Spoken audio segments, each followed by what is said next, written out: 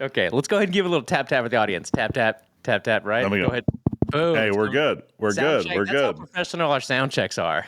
Yeah. No, it's again, we got 12, what is this? 12 episodes, 13 episodes. I had a mishap, didn't check my sound, so we had some clips we didn't love, but we're back. We're back, baby. I'm back, baby. Just SRT, Dodge, Hemi, the whole thing. We're back. To quote one of Doug DeMuro's co-hosts from his show, "Let the EVs burn." His line, not mine, but I'll That's agree with funny. him. All right, man. I got a question for you. Have you ever thought to yourself, I wonder what a Porsche or Audi made in the U.S. would be like? Yeah. Would you be a fan of that sentiment or that thought? Look, I think we're, for everybody that's watching globally, we're here in the US. So yeah, I mean, I'm definitely a fan. Okay, so if you were to, I guess for starters, we do have to say this is the dozenth episode, right? So real quick before we get into a couple of stories, how do you feel about a dozen episodes of shifting the car industry from you spitting this hot yoga flame of knowledge? Just yoga flame, just free from I don't think any of that's happening. Oh, come We do on. we do appreciate everybody listening, but I'll tell you this took off a lot faster than we we thought.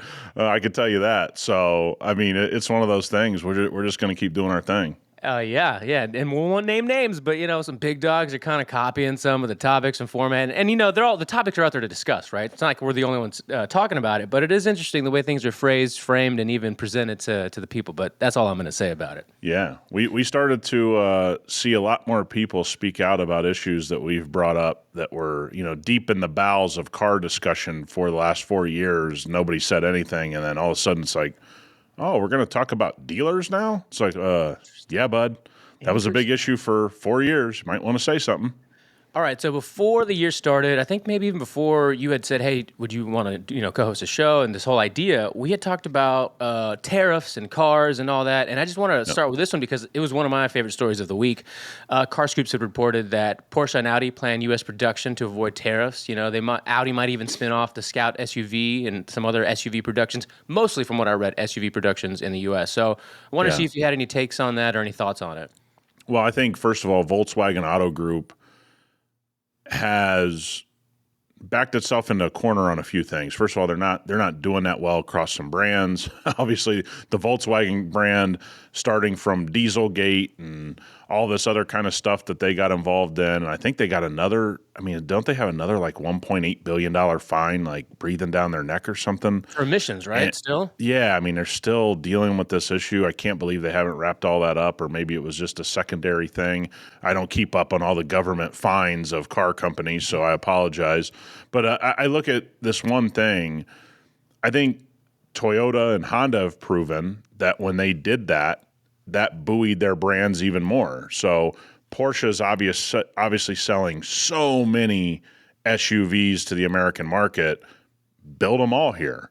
I don't know their production and where everything is located on every single car they build, but they should be building everything in the U.S. as far as I'm concerned, except the specialty, vehicles that really take, some handcrafting and some engineering expertise to get them to the level, something like the ST or, their GT cars or something that's kind of lower production. But I think this is what Volkswagen, and I've said this before on this podcast, some of the issues that the American car brands have that people don't realize is they had no problem shipping jobs into Mexico, and then they're like, we don't know why we have quality control issues. Mm-hmm. Well, it's like, hey, man, I'm not saying anything about something being manufactured in Mexico, but when you move massive amounts of manufacturing, you're going to start having quality issues. We're very lucky that, and you've met somebody in my family who's done massive global manufacturing, worked for car companies, worked for massive corporations, moved factories, that kind of thing. He just scratches his head and goes, yeah, this is what was always going to happen. You never do these massive moves and have stuff built in other countries. And I get it, we're sharing a border, whether you're building it in Canada, whether you're building it in Mexico, but there's always something lost in translation. And what happens is everyone throws their hands up and goes, I don't know why we're struggling in the U.S. market with quality control. So I think all of it, if you can hub things here, I think you look at a brand like Toyota and you go, they've done a really nice job of having a lot of things in the U.S. I know not everything's in the U.S., but they have invested here. And it seems to have done a lot for, number one, their brand, number two, their reliability. Honda's the same thing. Look at C8 Corvette.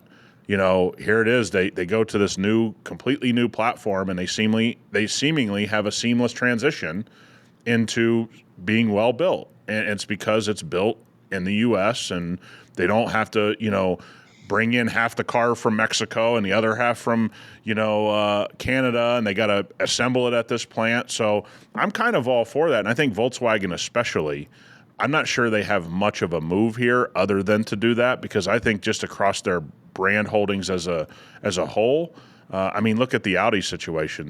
They got to really start to identify what they're going to do with that brand, because otherwise it's going to be in struggle bus for a long time. You know what really annoys me, what really grinds my gears, is the fact that you talk about cars and cars being manufactured in the United States, or just, and they all have this reputation regardless, right? Lesser quality, feels cheaper, whatever. But all those sentiments really do annoy me. Why do you think it is? Like, I was reading some of the comments, whether it was on Car Scoops or Reddit or just on social, about, oh, watch out, this American quality going into this German engineering is, is doomed to make the car less reliable, unlikely to survive a long time, or just trash. Yeah, well, that here's the thing. That didn't happen to Toyota. That didn't happen to Honda. Right.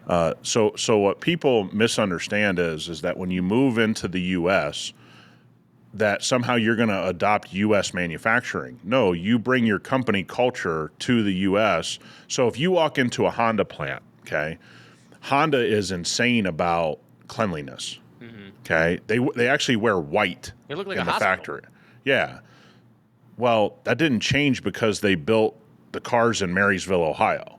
Yeah. Right? That didn't change anything. You go into those facilities, those are Honda facilities. And so how do we have these Japanese brands who have easily adopted to building things in the U.S., very little loss in reliability once they got here a few years in? How long's Toyota and Honda been reliable? I mean, you go on all the way back to the 80s and 90s, they were always reliable. Now, did they struggle with paint and body? Did they struggle with rusting out thing? Yeah, but they got over that pretty quickly in their lifespan.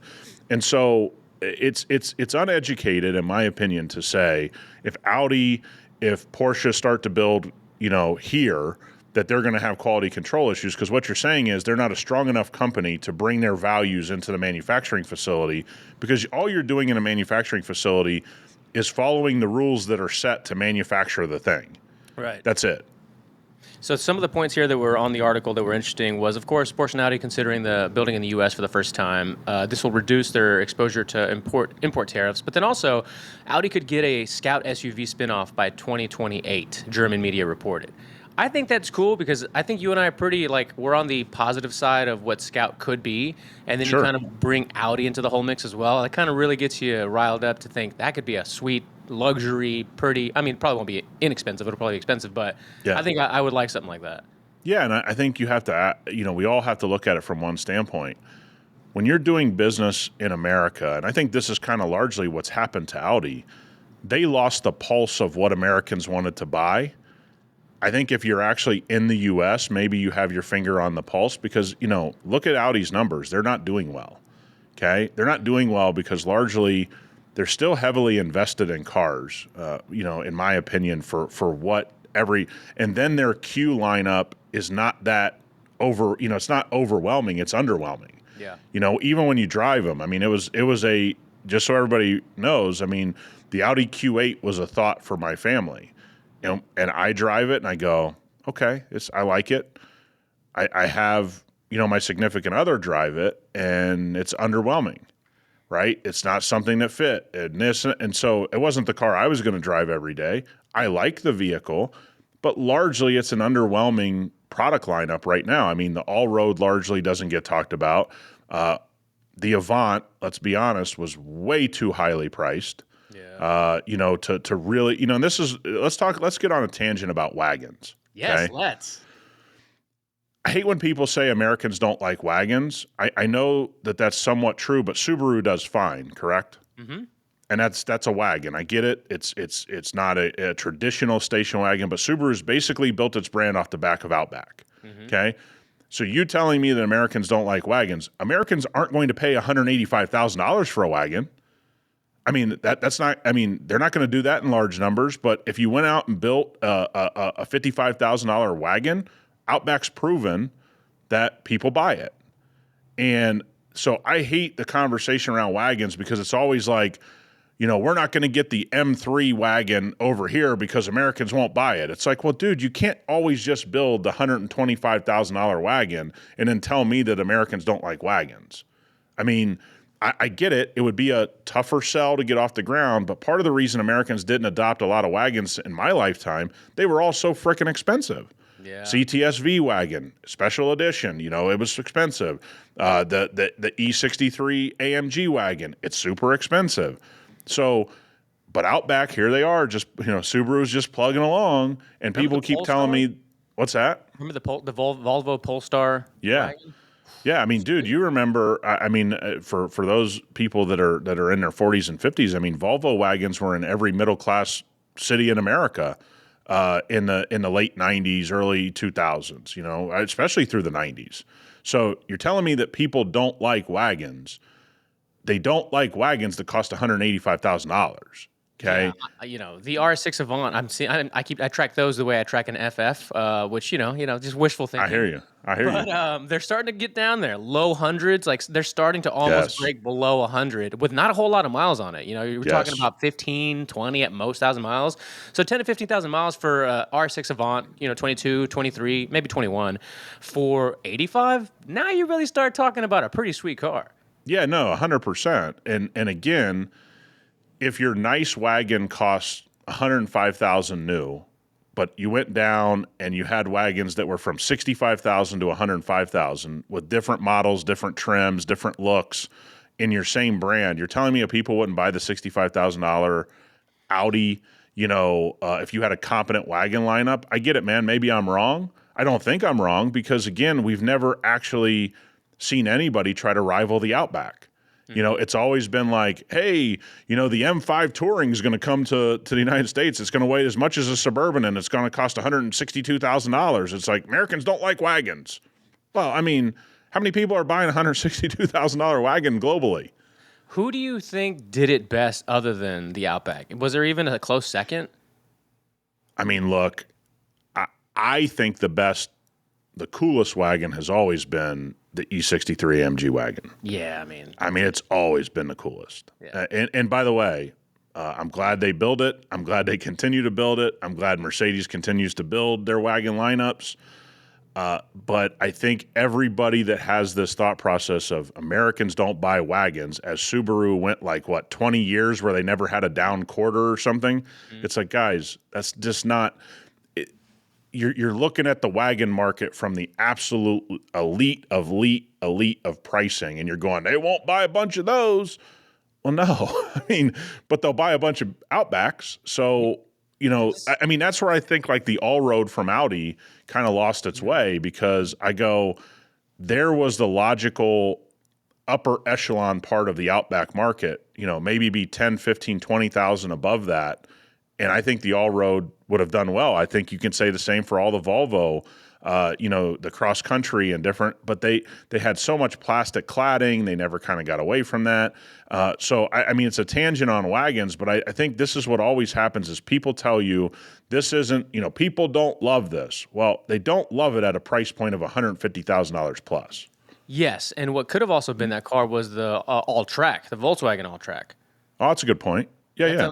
That was a super sweet car. Obviously, they don't make it anymore. I've seen some people, and most consumers aren't going to do this, but they RS3 Audi swap it. They put the cool. Hey. Oh my god, dude, that'd be sweet if they actually made that. Yeah, no, I agree 100%. And so that's what again, going back to the original conversation. Well, if they build their cars in America, they'll lose quality. It's all of these things that people say that don't think about all the brands that have done it well beforehand. And it's like the wagon conversation. Americans won't buy wagons. They absolutely buy a lot of Subaru Outbacks to the point they have now 20 trims of Outbacks that people buy. Hey, real quick, I pulled up the All-Track of 2019 for 20 grand. That's kind of enticing. I might do it just for the channel and see what can we do for clutch culture or hyperclean or something like Yeah, I some hear nice you. wheels, some exhaust, maybe, bigger turbo. But, speaking of, since we're on a tangent about wagons, I did see, I don't know if it was AI generated or if it was just for a teaser, but you know how Tesla's going to be building more of these affordable models, right? Going Yeah, into this year. Some of the shocking. renders. I can't give Nick any more credit, all right? Because before the podcast, he Shocking. said, "This is what the market needs to do. This is what will get them to sell more cars. This is what will make them more popular." And we just kept Shocking. rolling Model 3 sells 8 billion. week We're just after week, shocked. week after week. It's just like Nostradamus over here, just getting it all right.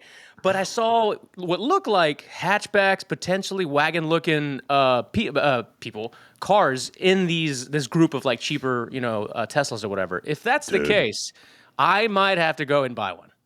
I, I'm I'm here to tell you, if Tesla does something like that, they will sell.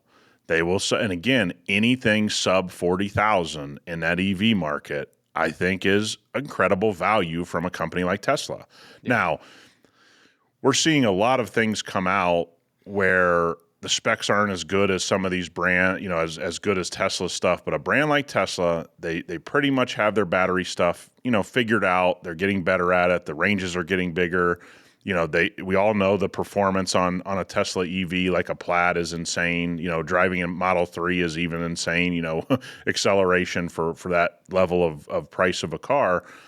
I think if Tesla starts to get a little bit more daring with some product offerings, I think they'll do well. I mean, I don't see if Cybertruck sold, I'm not sure exactly what Tesla would have to build that you wouldn't buy. Like the amount of Cybertrucks we see in Vegas and when I was in Phoenix last week, I got news for you, man. If they can sell that thing, I'm not sure they're going to make a car somebody doesn't buy. I see them everywhere. And I sent Yes. you and Marty a text yesterday of one that, you see crazy wraps and a lot of accessories on them. What look like they're warthogs from Halo type, Tesla trucks. It's pretty insane just how many I see in this. And not only that, it's like those, you ever see those people that like trick out their Stanley cups? Yes. That's like Cybertruck to me. I mean, people just put all kinds of shit on their Cybertruck, but it's like, you ever watch these like videos where somebody's leaving their house and they got 42 things attached to their Stanley cup? Like, that's Cybertruck in a nutshell. Dude, that's like Crocs, like the people that put the there you go. Yeah, 100%. Full-blown companies that all they do is just make accessories to put inside of your Croc. That's like a Tesla Cybertruck right now.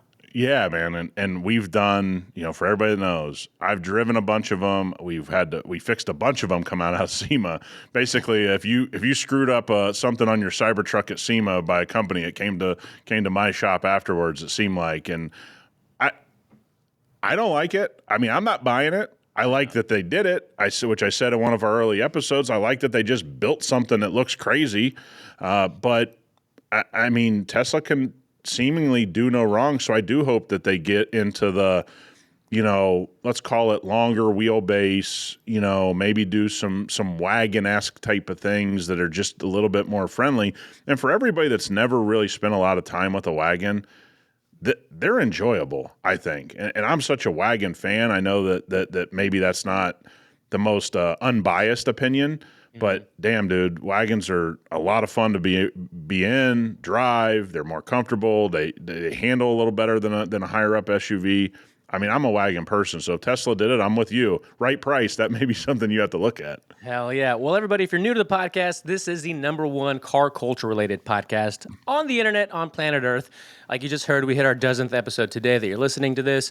We bring you automotive related news, market predictions, but most importantly, a great hang every single week.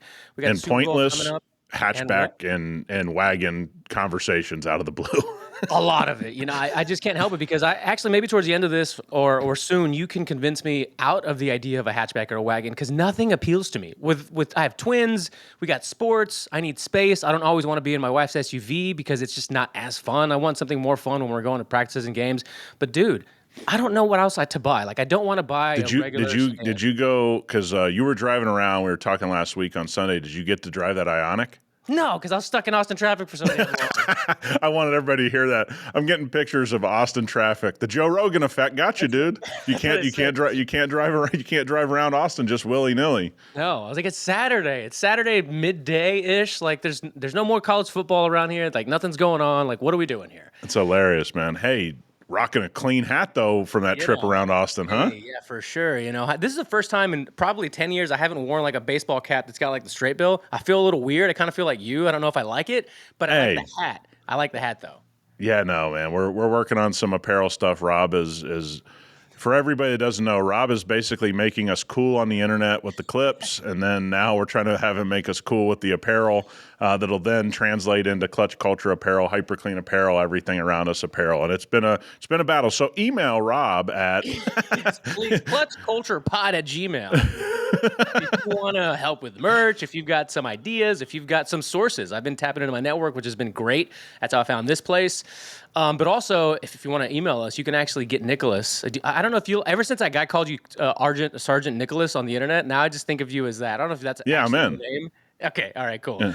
But if you want Nick on your podcast, or if you got suggestions for shows that might want Nick's expertise, do email us, because we do want to get Nick on a media tour to talk about everything from the podcast to HyperClean to the LX470. You know how many questions I got about, hey man, is that Nick's LX in the videos? Because I posted a couple of shorts yesterday, and I'm like, no, I just found something that was close to it. And that's the problem, Nick. I'm just gonna have to say real quick, you haven't given the people what they want, which is your LX470. So I got so we do have some content in the queue where we walk you through. So I think we need to say this. Look, guys, if you think I'm going to be like wrenching and ripping bumpers off my LX470, that is not my expertise in life. We'll do some tasteful things as time goes on, but let's be clear, my whole expertise is in restoration and taking care of the aesthetics of a car. But we have some stuff in the queue. Let's be clear. We do have a very lengthy talk on how to get your vehicle tinted properly, which, by the way, with everything we see at my shop, other shops, all my great shops, I want to give a shout out to our buddy Zaya, who you're kind of seeing for the first time on camera on your end there, Rob, which is, we're in a position that we're going to share the things that we're good at to hopefully make it so you guys can make some better decisions and more informed decisions in your marketplace. Super cool of you to let everybody in on that, because I watched the video, went through it, just to kind of, because we're not going to put it all up at once on our channel, HyperClean or Clutch Culture, because it's super long, but the detail that you guys went, and we finished last week's episode talking about tint. I even said to you, like, the term ceramic and how much, there's a lot of misconceptions around it. You guys went into a lot of great detail about that, and the whole process. I don't know that I've ever seen anybody go into that much detail, so I think people are going to dig it. And not to mention, it just looks sweet. Like, the car looks complete. It looks like it should have been before you even drove it to Phoenix. Yeah. But this actually brings up a really good, we'll get to an Instagram question here to kind of go around some of my notes. Joey Bag of Donuts asks, if you could import any 4x4, LC 70, 76, etc., without waiting 25 years, what would it be? And let me add to it, would you even want to do that? Man, some of those Land Cruiser diesels. Right. That'd be sweet. Yeah, I think that would be it for me, because, again, I think a lot of people said this, is that if the LC they brought in was sort of that, very efficient diesel that a lot of the world has, I think people would have felt differently about the reintroduction. Maybe you brought in the 4-cylinder turbo gas, but then you also brought in and said, hey, we got this other diesel option. I get it. Let's not get into regulations. Let's not go down a rabbit hole of why they did or didn't. But I think that would be cool because, like I said, I mean, so many people that are watching us globally have to understand that, we have a very singular mindset on the Land Cruiser platform, and we realize there's so many great ones that have been built, and I'd want to search those out. I think for me, because of just what everybody's heard the first 11 episodes, I am a fan of the Toyota Land Cruiser platform. I'd love to see some of those diesels that are around the world, just to kind of. I think you could get them at such a price too, that you could bring them in and sort of, redo the interiors, put some sound deadening in, and just be like, dude, I got this ultra, bare bones thing that I can do all this cool shit to because it didn't cost me very much. Yeah. That would be my vote.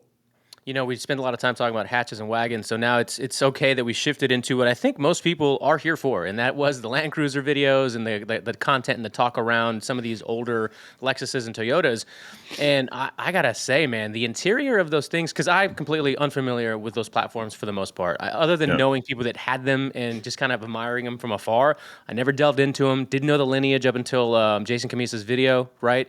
He also just did a follow-up podcast on that, on the whole story of how that Icons video came together. Very And by the interesting. way, a lot more cooking on that video, on that podcast. I Yeah, mean, for you sure. you think we went in?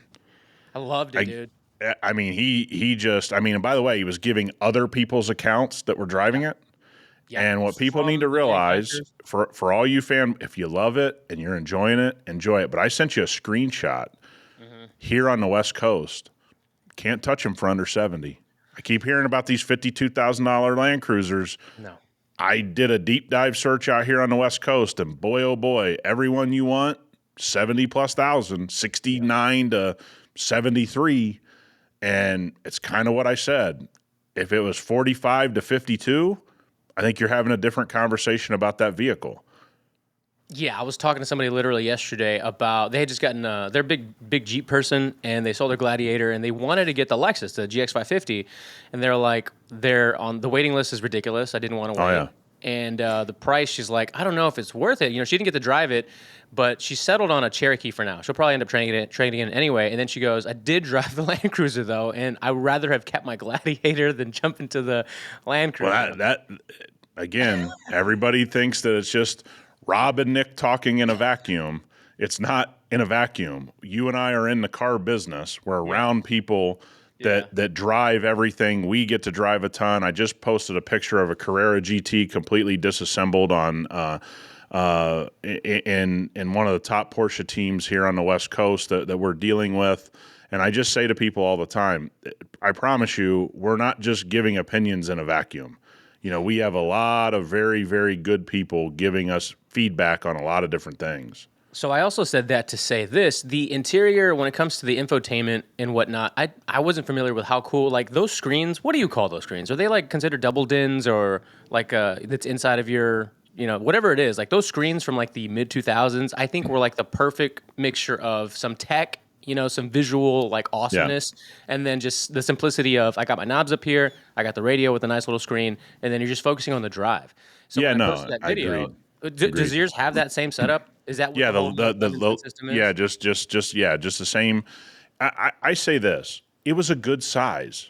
That's what seems to have gotten out of control. Is when I go around Barrett Jackson last week, they got the new Navi, they got the new Escalade EV, it is just piled with screens. And again, they got to do what they got to do. I'm not banging on them and saying, hey, go back to a small screen while all your competitors have a panoramic screen over the front of their car. But there is something, and that's part of when we talked about what I enjoyed about the drive down and back to Phoenix was, man, I'm not excited by tech. No. Because I have an iPhone, I don't think there's going to be any tech in a car that I'm going to go, whoa, never seen this before. It's like, look, man, my TV has tech, my phone has tech, my iPad has tech. I get to be around tech. So there's nothing I'm going to see in a car to go, wow, can you believe BMW did this? It's like, no, man, I got an iPhone. Bro, they're not doing it better than that.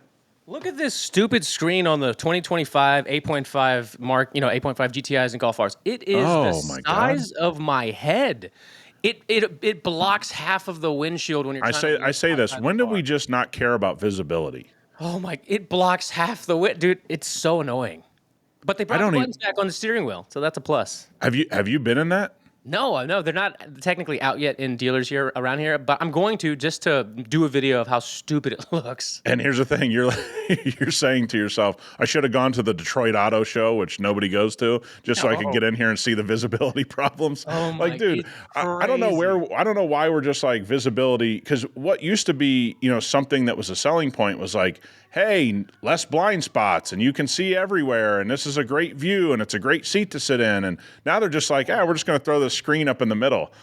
I don't know why they didn't lower the screen? Exactly. Why does it got to sit so high? And you know what they did? Audi, Volkswagen, they went from this right here, which is a nice blend inside of the dash. Yes. Basically what the BMW guys would call a double hump, right? So, Yes. single hump has a lot of value in the BMW world. Hmm. That doesn't even look integrated. It just looks like No. they said, "Oh, wait a minute, we forgot to put the infotainment in." Click.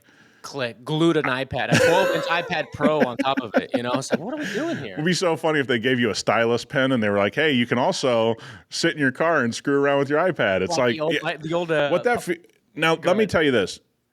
What that feels like is, doesn't it feel like how that? And for those not watching, go to YouTube and watch this part of it.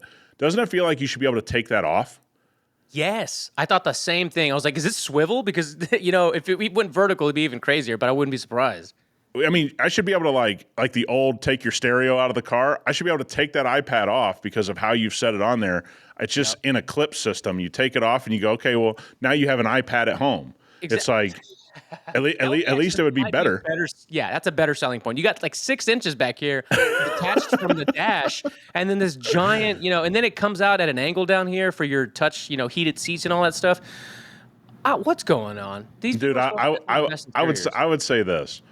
You can mold plastic any way you want. To just not mold that into the plastic is a different type of lazy. It's like you can mold this however you want. I mean, you're just shooting plastic into a mold. Why didn't you just mold it together? Meanwhile, one of the best interiors right here. That is just pure beauty. The 2019 or 2021 and below Audi Volkswagen stuff. What happens to people in these departments? Hey, they got too worried about, screwing up emissions. They're like, "Hey, we got to we got to, make everybody believe our diesels are doing better than they are," and they just lost control. There you go. That's a better. Why doesn't it sit down like that? That is my setup right there in my 2018, and it's the best interior from these generations of Golfs. I don't understand what happened, dude. Well, and here's the thing: what they don't do, and this isn't just picking on Volkswagen, but I think Toyota's run into this. Everybody's run into this. I mean, we always make fun of the Q system in the Escalade. When you know you have a problem, man, you just got to fix it. Like Don't you make can't it just let worse. it go on the next 5 years and go, "Oh, we're just going to live with it." It's like, hey, man, just shoot the plastic mold differently and say, "Hey, we screwed up." But I still don't understand how we went from embedding these infotainment systems into the look of the vehicle to just now clipping it on and saying it takes up 1/3 of the bottom of the windshield and we're all good with it. I mean, that's the only thing I can say about Navi and Escalade is that screen is skinnier and longer, and it does sit down in the vehicle where the windshield and the visibility doesn't seem to be such a mess. But one of the weird things about the Escalade is they got this secondary screen you have to look at down by the cup holder, which I think is Yes. like your climate control and all. And I'm going, just put a few buttons, man. I just need to be able to turn the AC up and down a little bit. Like, We never talked about that video. That one got, we didn't go like super viral in the last like 7 or 8 days, but the one just previous to the, Hellcat Dodge bringing back the Hemi and all that, there was the Navigator Black Label versus Yeah. the the Escalade. People were really offended that you thought or that you said the Navigator Black Label is just better in any way. yeah. And so, again, so everyone knows this isn't happening in a vacuum. If you listen to the entire conversation, I'm telling you what my high level guys that buy 10, 20, 30, 40 of these vehicles at a time, everybody put it together. I'm in the hotel capital of the United States, basically, and these people deal in luxury, right? So whether that's luxury for something for them to be driven around in by their driver or whatever, they're all ordering the Navigator Black Label. That's been going on 2-3+ years, right? Even currently, there's going to be a new Navigator redesign released in, I believe, the spring of 2025. When I saw it, I was like, yeah, my customers are going to want this. When I got in the Escalade, although it's a nice vehicle, I go, they're not going to dig this the way that they dig the Black Label. That's not my isolated opinion. I literally have people that buy 100 Escalades at a time or 100 Navigators at a time. They are going for the Navigator Black Label. That's what they're doing. And when I ride around in them, I see their point of view. I go, okay, yeah, this is right now a better experience for driving around. That doesn't mean 2 years from now, Escalade's not going to surpass the Black Label or vice versa or whatever. People have a very hard time with thinking about things in the moment, right? Ford may build a better truck in 2025. Silverado may be better in the 2026 model. Okay, if you're just being objective about it. But people always think it's like, well, Chevy's always been better and Ford's always done it better. It's like, guys, that's not the way the average consumer who's just saying, what do I enjoy the most? And I'm not brand loyal. And I think that's what we saw in those comments. It's like, if you're an Escalade guy, I'll never buy an Ev. It's like, okay, man, whatever. I just buy whatever or advise people to buy whatever's nicer in the moment.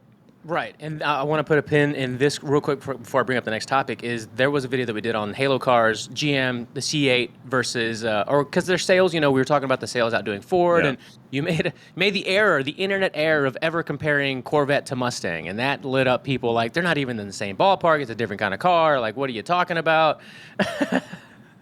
You think Ford is not thinking of Mustang like the Corvette internally? What are you talking about? They think that that's their rival. That's what Ford would say, that the Mustang's rival is the Corvette. Just because they've done it worse doesn't mean it's not a rival. Well, it's got a back seat, and the Corvette doesn't have a back seat. Okay. So 911, because there's a back seat, isn't a sports car? I mean, what are we talking about here? Sports cars rival other sports cars. And when you're about the same price for generations, I assume that you think that's your company's sports car. So if the argument for Mustang people is it's not the same, so Ford just punted and said they're selling a zillion Corvettes over decades, we're not going to build a car like that? Or did Ford actually believe the Corvette and the Mustang were the same thing? I mean, you try arguing that with people on the internet. I mean, what are you talking about? You know what I mean? I mean, you and I say this all the time. It's like, guys, just because you think they're two different cars, Ford is going to make the argument as a company that our Mustang is rivaling the C8. That's what they're going to say. That's our sports car. That's their sports car. Otherwise, are you telling me that Ford believes it doesn't have a sports car? Because they just dropped the GTD off the Mustang platform, but that's not a sports car because it's not designed exactly like the C8. That's crazy. All right, we could go on that forever because it's a fascinating topic. People hate that comparison of Corvette and Mustang, but this is what I really wanted to show you and get your thoughts on because this looks pretty sweet, and I'm sure you know something about it. 2025 Land Rover Defender 110 Octa first drive reported. Hey, look at those. Are those Steelies? Bro. No, they look like 5052s from this angle, but they do kind of look like Steelies. What do you think of this thing? Man, I'm going to say what everybody's thinking. Don't we all wish Land Rover would figure out reliability? I mean, go to that video on Instagram. It's got 225,000 people, views saying the same thing. Yeah, we all wish that, but damn, their stuff looks good, doesn't it? Ooh, look at that. I'm going to say this, Defender, which was I love those Defenders from the 90s. Obviously, if you haven't ridden in one, not the highest quality ride you'll ever be in, but they are cool as hell, especially when you do some resto mod type stuff to them. Here's the interesting thing, man. They did a really good job on the redesign, the relaunch of the Defender. It looks that one looks badass. Dude. I mean, that one looks really, really good. I'm not sure on the wheel choice of looking kind of like Steely's, but upgraded. I can kind of dig it, but I think I might go with a different look. But here's the funniest thing. We all agree, man. I wish there was not the reliability issues, but guess what? Most people buying these are going to be 2-year leases, 3-year leases, 2-year purchases, and they're going to be on to the next one. But I know a lot of guys. The funny thing about the Defender is I probably have a 50-50 love and hate from people that have owned it. Really? And yeah, that is Defender doesn't have the decades that Range Rover has of fan people of that platform. So yeah, I have a few guys that really didn't like their ownership experience, and it kind of comes down to they felt it was a little bit cheaply made on the interior, and they have little complaints here and there. It wasn't for them, right? And the conversation that I have with those people, because I helped them sell a few of them, is going, well, now we know you're really, really particular and you want a nicer interior. I just don't think I just lost my train of thought. Land Rover Defender. Defender, excuse me, is that style that they were looking for. So I'm not sure Defender did anything wrong. I think they kind of purchased it not knowing that Defenders have never been about the nicest interior in the Land Rover brand. The reason I have the article still up, one is if you're watching this on YouTube, I swear I need to rewire my camera because on our Riverside, it tends to lag out every couple of episodes for some reason. I have too much heat going to the computer or something. But regardless, Yeah. also, they're introducing a new V8. So my question to you is because I remember the old one, the 5.0, being pretty sweet. Like, never heard any real complaints about the engine itself. But Yeah. this one's going to be a 4.4 liter twin turbo mild hybrid V8. Well, here we go again. I'm not sure this is a car company that I trust to, have that figured out. You and I are big believers in when companies have things figured out, we're a little bit more sure of ourselves. Sort of like the V8 in a nice Mercedes that we had a conversation about. They kind of have that figured out. Look, I'm sure there's going to be problems. Anytime you talk about a company like Land Rover who struggle with reliability, and now they're going to put turbos on their engine, and now you're talking about hybrid, and that may be a rough adoption right there. I mean, if we're all just being upfront of the history of Land Rover, we could have a little rough patch there getting that figured out. If you were to advise somebody, or somebody was asking you, like, "Hey, Nick, I'm really contemplating, a modern Defender. I don't know if it's going to be a 2025 like this one, but is there anything you would say with some confidence of like, yeah, pick up this pre-owned model or this pre-owned year?" Well, I think I don't think there is a better in those worlds. I just tell them be ready for the sunroof not to work. That's definitely going to happen in your ownership. You may have to, again, it comes back to when you're talking about brands like Land Rover and where everybody on the internet got very, very, very upset is that when you accept what the car company is good at and then your buying habit is around that, Land Rover is really great the first couple years of ownership. So if you're a person that always upgrades your car, Land Rover products fit you because you're really not going to get to the massive issues usually, okay? But there's so many people on the internet that go, well, I drive my car to 200,000 miles. Okay, the Land Rover's not for you. Let's be clear about that. But people can't separate out the type of buyer. So the first thing I would identify is, are you the type of buyer that's going to get rid of this thing before you have the gremlins that have always existed in the Land Rover brand? Mm-hmm. And so I think you can feel safe in buying. Look, we have probably 10 to 12 different customers that are in Defenders. They don't have massive issues.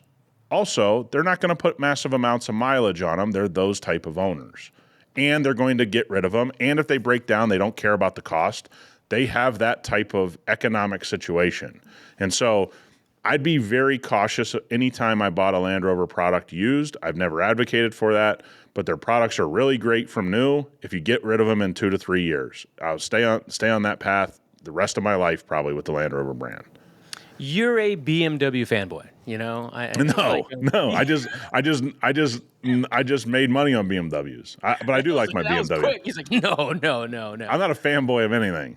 I don't know about that. We'll get back to that. that. Yeah, Ferrari F40 maybe. Okay, all right.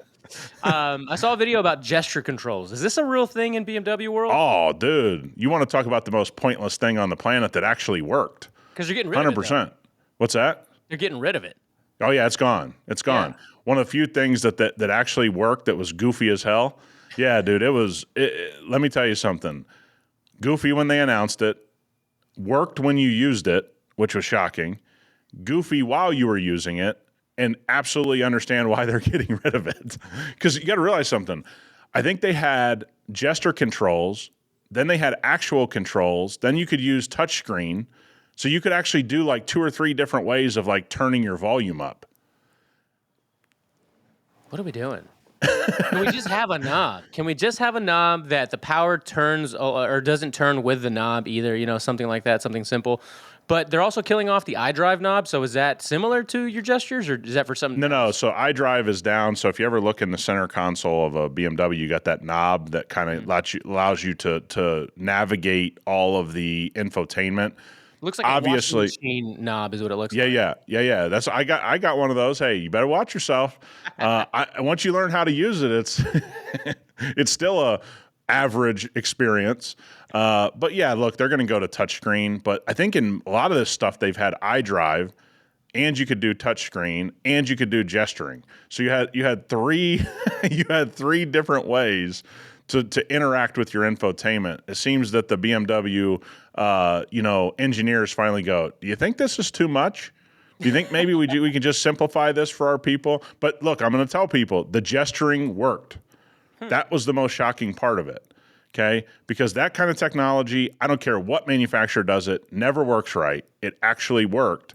But yeah, it was goofy. I mean, it looked like you were kind of like at times Iron waving Man? to the person in front of you, or something like that. Yeah, it's just stupid. Are you Tony Stark? Just trying to control your car like Tony, the whole thing. Dude, it's let's simplify. On this show we have to applaud when you go, you know what? I think we did this wrong. Let's go ahead and simplify. So let's not pick on them too bad. Let's have some fun that it existed, but let's hope they fix it. All right. Random news here because I like this car growing up. Acura is reintroducing the RSX, but as an EV. Nah, I'm out. I'm out. There's an interesting conversation to have about Acura and Infinity right now. Very interesting conversation. Yeah, you mean it's not going to exist for very long? I think there's an argument that both could go. That's not what's going to happen. Acura, I believe, is only selling the RDX. I mean, that's the only vehicle they're actually moving any real, I think any real type of inventory on. I think the MDX is down 20 to 40%, which, by the way, is a shame because the MDX is a good vehicle. Yeah. They just for those that weren't there, man, Acura was cool as hell. Acura Legend. Then they had the TL. By the way, that had manuals available in it. You had the Integra, cool vehicle. I don't know what the hell happened to Acura and Infinity other than this is the mismanagement of two brands. And now if Honda gets involved, you're going to have two quote-unquote luxury brands that have been completely mismanaged for the better part of a decade and a half. And I think that Infinity canceled the Q50. Yes. Which was altogether. like the rental car upgrade that everybody would get. Mm-hmm. And so now you're in this position where you go, okay, this mid-sized SUV that people are selling a zillion of from Porsche all the way to Toyota, you're basically getting rid of one of those models. I don't think that's your issue. I think the issue is people don't understand the Q system. They don't understand the Q50 and the Q6. You haven't done a good job explaining it. And I think Acura is in the same boat. I mean, there's an argument that both of them need to be gone. Yeah. And it's not going to happen, but that's how bad these two luxury brands have gotten. So I also read, Nissan's restructuring and downsizing their Japan operations. So we hadn't talked about Nissan in a while. I don't even know if we mentioned the whole Mitsubishi thing. That might have been after, like we initially talked about it. Do you have any insight from people that in the know when you hear Nissan, Honda, Mitsubishi, and then that there's Infinity also there on the sidelines kind of thing, and Acura kind of on the sidelines? What happens to those big? Like, how many of those do you think we stop seeing? I guess is my question. I did have a conversation with somebody in Nissan, one of guys I respect a lot. And, first of all, the media has kind of run with all of this stuff is not true. The way the media is portraying it. They are doing buyouts. They are, going to people that have years of service and saying, hey, we'll kind of buy you out, allow you to go into retirement. I don't believe they're actually doing, as we're sitting here, January 31st of 2025, they've not technically done any layoffs. I believe that's the case. And I think here's the thing, man. You have two brands and you got Nissan's in turmoil, Infinity's in turmoil, Acura's in turmoil. They're all in turmoil for the same thing, is that the customer doesn't understand why they should buy those vehicles, right? Nissan and Infinity are struggling because they had too much stuff that people didn't understand that was also kind of cheaply made for what they were trying to charge. They still had reliability issues at times. And, they were right in the segment of Honda and Toyota. And Ford and Chevy, they're competing right in the meat of that market where there's more competition, more people doing it well. Chevy's doing well. Ford is trying to return to greatness. You have all this kind of stuff, and those companies just got stagnant.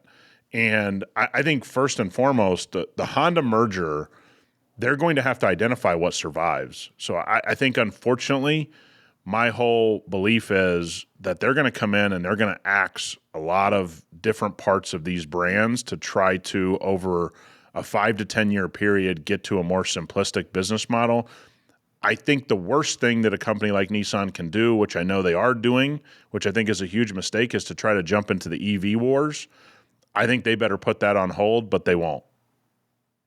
It's going to be interesting to see because as time goes on and as some of these companies like Tesla really start to take over, regular consumer cars, what's going to be the appeal to like a really expensive Acura or a really expensive Infiniti? Well, absolutely nothing right now because they've spent 15 years, both brands. I mean, Acura probably a little bit longer. I mean, Infiniti had real substance in the 2000s. G35, you just think about it. You remember the FX40? Oh That yeah. like cool. Ooh. Looked Okay. like a shoe, but I liked it. I mean, cool. Remember they would just like turn the wheel all the way and then hit floor it and say, "Look at how this thing handles." Yeah. Infiniti had something in the early 2000s. I mean, people can think what they want. Acura was still doing fairly well. You had the TL, but the MDX was doing well back then. When you lose an understanding of your brand, you don't turn that around quickly. It seems to go on so long that now you're on the chopping block. So like we said, we're talking about stupid infotainment screens. Hey man, when it's wrong, just correct it. Don't sit there and say, we're promised this is going to be great. It's like once somebody tells you that the Q system in the Cadillac sucks, just fix it. Don't go on for a decade and make people suffer through it. Okay? That's what Nissan, Infiniti, and Acura have seemed to have done with their brand is they just go, we know you don't like it, but we think you might catch on a decade later. It's like, no, once they tell you they don't like it, they're not going to catch on. And What's so now crazy, that's going to be the crazy thing to watch here. yeah, and since to kind of put a pin in the infotainment stuff, what I did mention, and I'm sure you probably know, but like the Volkswagen stuff, those infotainments came out in 22. Now they're in the new 8.5 iteration of the Golf that's coming out later this year. That'll be another 3 or 4 years. You're probably gonna look at 7 to 8 years of this infotainment that people hate, and buttons that people hate, and haptic feedback systems that people hate. That's crazy. Yeah, and I get it, man. They're large ships. It's hard to turn them on a dime, but that's what they're going to have to do in the future because I don't think you can just waste a decade anymore.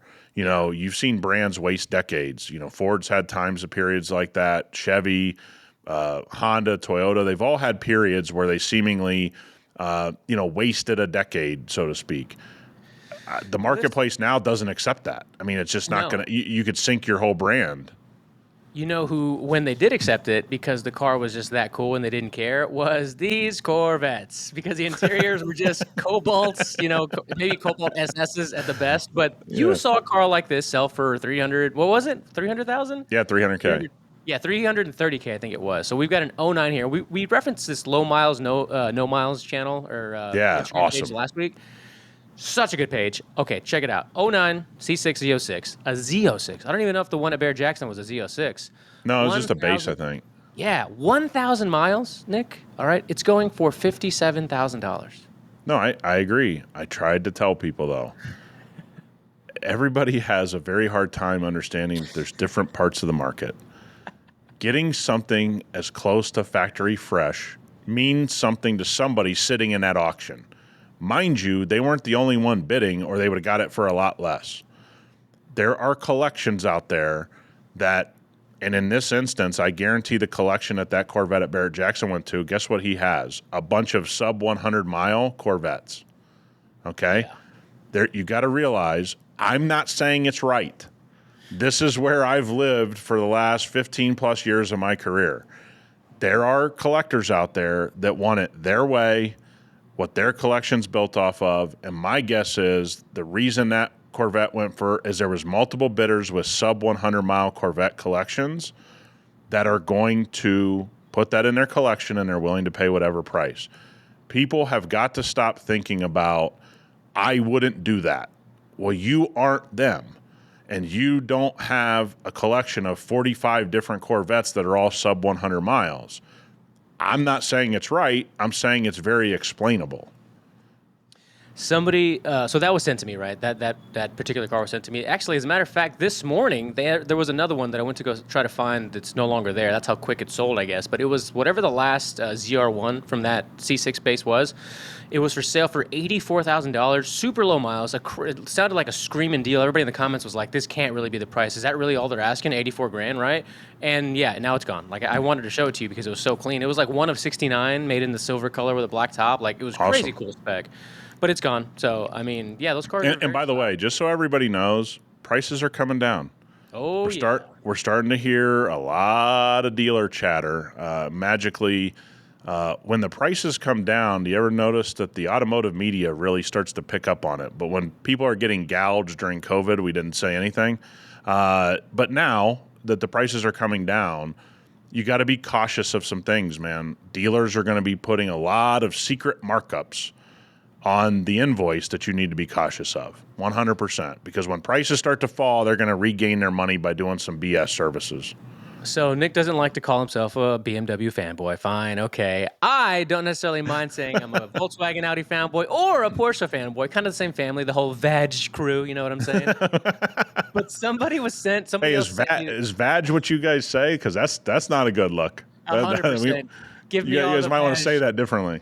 Give me all the Vag. Listen, somebody else sent me this video, and I want maybe this will serve as some sort of a little bit of a clickbaity, reel later on. But I thought you'd appreciate this. Let me see. Let me play it. Hopefully, the audio's not too loud in your ears. Not a fan of any Porsche design. I don't think they look special enough when it comes into the supercar, hypercar league. If you're going to spend $200,000-$300,000 mark, I wouldn't spend that money on a Porsche. I'd spend it rather on a Lamborghini. What about the bad boy whale tape? No, I hate it. It doesn't need a big fuck up wing on the back. Whoa. Sorry. It looks Whoa. like it's trying too hard. And I don't like the fact that you can drive a Boxster. And then you've got a GT 3 hours that costs 6 times more and they look the same. Sorry, no. I'm not. When does a Boxster? Well, yeah, that's look. There is a point of view here, and I have heard a lot of people that can afford these cars that the Porsche doesn't look special enough to them. Right. But that is the brand. The brand is this is our car. This is what it looks like. There's a lot of people. I think I'd probably fall into this. There's at times I wish Porsche the design didn't get so bloated. You know, I tend to like a little bit less bloated Porsches, you know, the 993, whatever, you know, compared to what we see now. Yeah. But look, man, there's a lot of people that believe that Porsche can do no wrong. Then you have these other people that say Porsche's not special enough. Let's say this here. The Porsche brand is doing it very well, okay?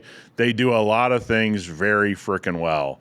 And again, if you're not into the GT cars because it doesn't look special enough, then you're probably more into the Aventador, whatever Ferrari has out at the time, whatever McLaren's putting out, and Porsche doesn't speak to you because you're not into the precision engineering. You're into the look and the craziness and whatever. So it's your money.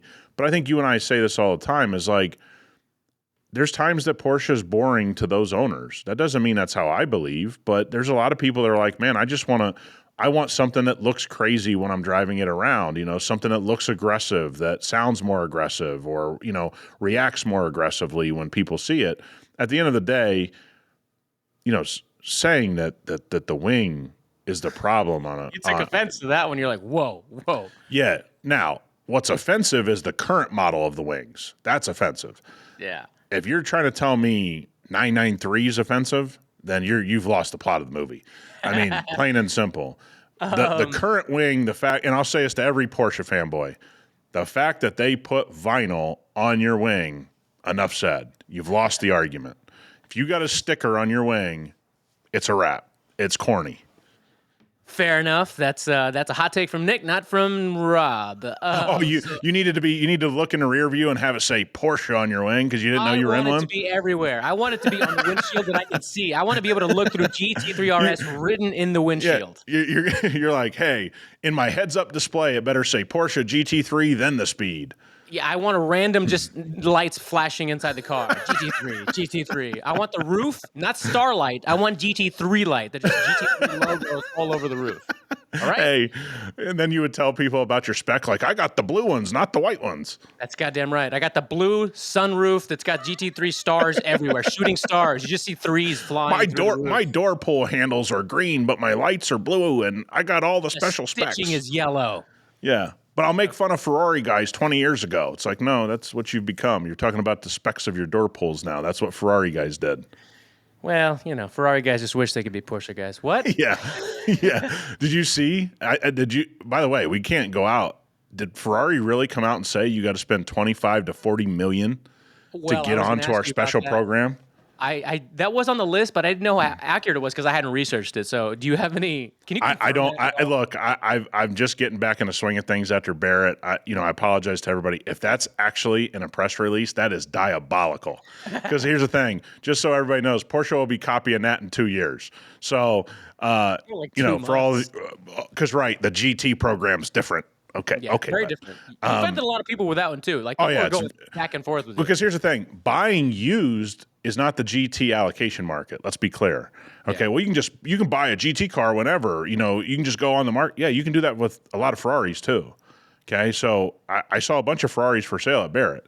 We're talking about everybody telling me the allocation program at Ferrari's a train wreck, and it's not at Porsche. I got news for you. It's identical. And if they actually pull this off. And I know a lot of people feel that Ferrari's getting into very dangerous territory here. Okay. You have a lot of people not thrilled. I got some customers like this. They're not thrilled with all that's being forced upon them since Ferrari has basically become a public company. There was a cachet to the brand that is very, very fine line. You're going to take this crap and then we're going to make it up to you with the special vehicles and you're going to make all your money back, or quote unquote, we'll make you whole that way. When you look at this right now, they're teetering because you got the 12 cylindry that's not doing well. By all accounts, this isn't the old time, Ferrari release a car like that. Everybody wants to get it. You're in a position here that and we got to do some more research on it. So if it is confirmed, I apologize. I just didn't have this week to look into it. If they are telling people, and this has not come across my desk with my Ferrari guys, that you got to spend 25 to 40 million to get on the list of the special cars, that is a diabolical move that could work or it could backfire. That's a 50-50 move right there. So I'll look more into it and I'll start to reach out to some people. All right. To end the show, we're gonna blend three topics, which we organically just ended up talking about all of them: Ferrari, Porsche, and then a content creator that we mentioned last week, Alex from Earth Motor Cars. So people like I had a couple of people send the clip that we did on the SF90 with all the depreciation. You talking about the hit that people were taking. I showed you the video that Alex made with somebody who was 200, grand negative equity. And then the whole Porsche thing we just talked about. So I want to show you this and Hardo of the week. There's plenty on our end, but I want to show you one from this other page that he runs. It's like a personal page. I guess he's 22. He bought his first, I don't know about his first supercar, but he bought his first GT3. I want to show you the video, and I want to read the first comment and get your take on this particular Hardo of the week. Now, keep in mind, there's no connection here. We're not trying to pump Alex or Earth Motor Cars. Yeah, we just like his content. Yeah, the people like the content. It got sent to me, so I just put it on the list to discuss. Yeah. But here we go.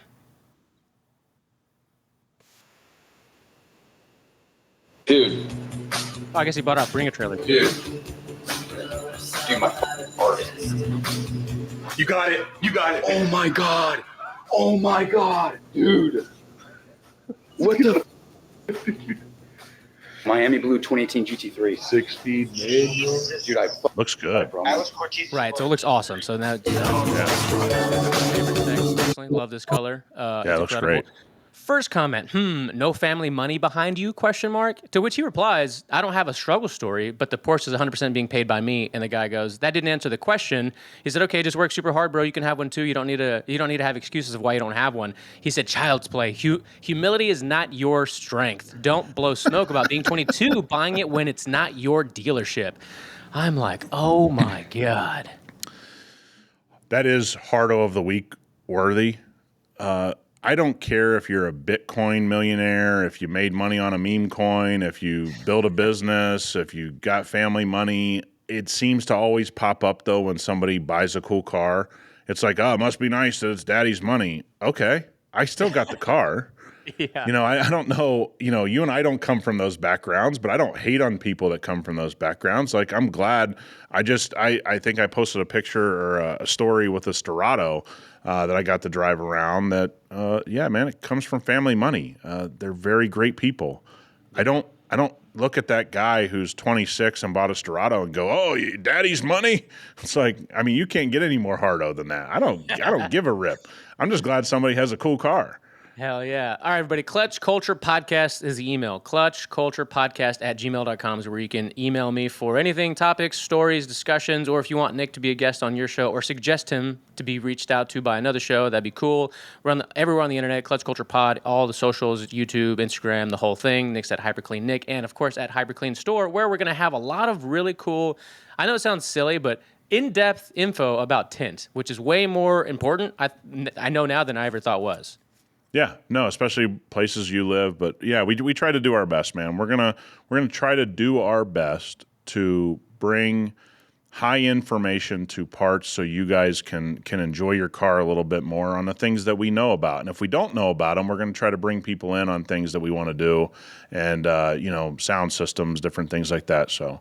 Last call to action. Sorry, I forgot about this. We are around number 50-ish, somewhere in the mid-50s of ranking in the top automotive podcast in the United States. I want to get to the top 10. So if everybody listening to this left us a review on Apple, a 5-star rating and a review, or followed and left us 5 stars on Spotify, I'm sure by this time next week we can crack the top 20, if not the top 10. So that's my call to action. Leave us a rating and a review. It really helps the show. Thanks, everybody. Appreciate everything. Peace out.